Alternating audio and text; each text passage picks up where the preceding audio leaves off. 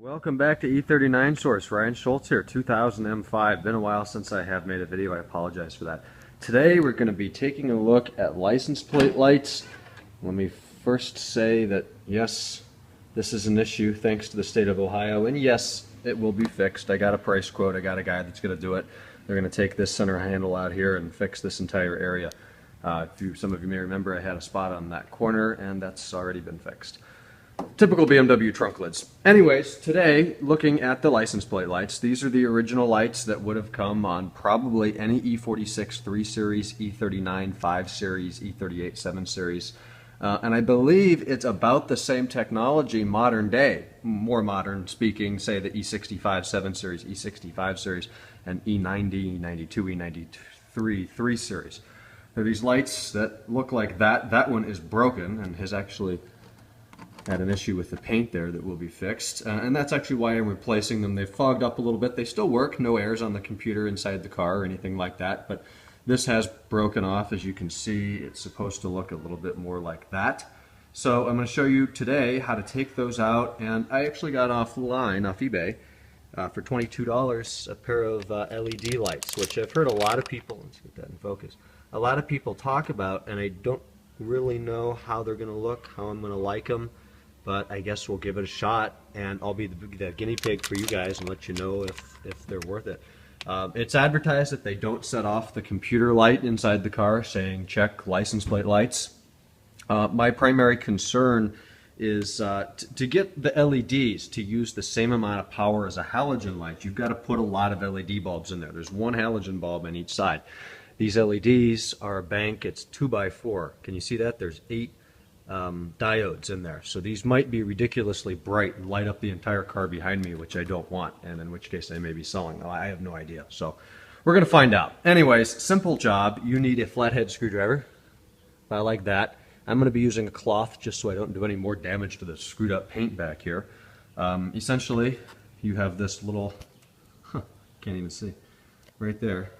You have a little notch. You want to put your screwdriver in there, and without mangling any of this, slide that light actually to the right, and then it'll kind of come down. So I'm going to try one of these, and I'll let you know how it goes. Keep in mind, your lights have probably been in there for a very long time. They're probably pretty stiff. You may want to rock it back and forth, and that's actually how I broke this piece off, was trying to get that out. So I'll pull one of these out and see if I have any better news for you. I was actually correct. Push the entire assembly right and pry down a little bit.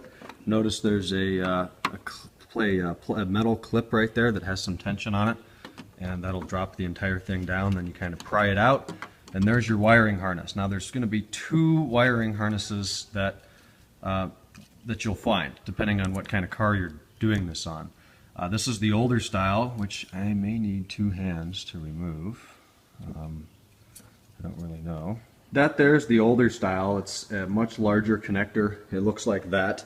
It's kind of a old school setup. The newer style, these actually have both. You'll see on the right is what I'm going to be using, and there on the left is what the newer style would be, say an E65 series or E83 X3 series. So I guess I'm going to pop one of these in here now. I guess we're starting with the one that really didn't need to be replaced that badly. I'll film tonight, we'll get a difference, and then I'll replace the other one. So we'll be able to see that difference at nighttime. Boom, that's what we have after it's installed. It's the same process as removing it, of course, backwards. You just slide it in, give it a pretty firm push on the left side, and it snaps in. Something I notice about the new ones that the old one probably had and has just totally worn out is a nice piece of rubber to keep moisture out. So maybe that's, or foam, maybe that's part of my issue with a little bit of rust going on back here due to those failing. Perhaps not, I don't know. There it is. So let's go in the car now and flip on the first switch, get the halos on, and see if it works. It does. Geez, that is bright. That makes me nervous. We can kind of see a comparison there between a halogen on the right and a very bright LED on the left. Drop that down. Color temperature is probably going to be around 6,000 Kelvin, so that should match the front pretty well. But as I said before, we'll film tonight and see what this actually looks like when it's dark. It's just after 11 p.m. We're going to flip the lights on. I have not yet put in the other LED assembly, which we'll be doing in just a moment. Lights are on. Oh wow, that does make a lot of light. Wow, There's a big difference here between the right and left side, as I'm sure you can see on camera. I'll go ahead and auto adjust the exposure here on the iPhone. And now set to the tail lights. Yeah, that makes a pretty remarkable difference. So is it too bright? Well, I don't think I can answer that yet with only the one light installed. So I'm going to go ahead and do the same procedure using the screwdriver. It's the same tactic on the right. We're just going to pry it to the right and then down. It'll slide out. I'll disconnect that. Probably turn them off so I don't freak the computer out. Plug the new one in and we'll see what both of these look like. And maybe we can get a bit of a close-up right there versus the halogen right there. The deed is done. Check that out. Pure white, same as my front LED angel eyes that I put in this car several months back. They're probably 20 times as bright as the outgoing model. You can see the shadow on my garage floor now is significantly brighter than before. Having said that, I don't think it's ridiculously bright. I don't really think it's over the top.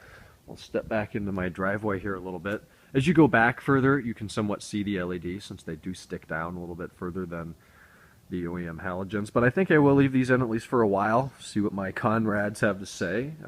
The nice thing about this is it's completely reversible. If you decide you don't like it, you can always return the product and go back to an OEM bulb or, of course, a different setup. We'll do the same sort of test. We'll set the exposure here on the tail lights, drop the trunk down, step back, and that's more of what it looks like in person. So I think I'm pretty happy with that. As I said, we'll leave that in for a while. There's the LED license plates, license plate lights. I got them on eBay. If you're looking for a specific part number, I don't believe I have that. I'll check my packing list and put anything that I can, anything I can leave, I'll put down in the description box below the video. Be sure to subscribe, like, leave me a comment, and I'll talk to you guys in a future video. Bye-bye.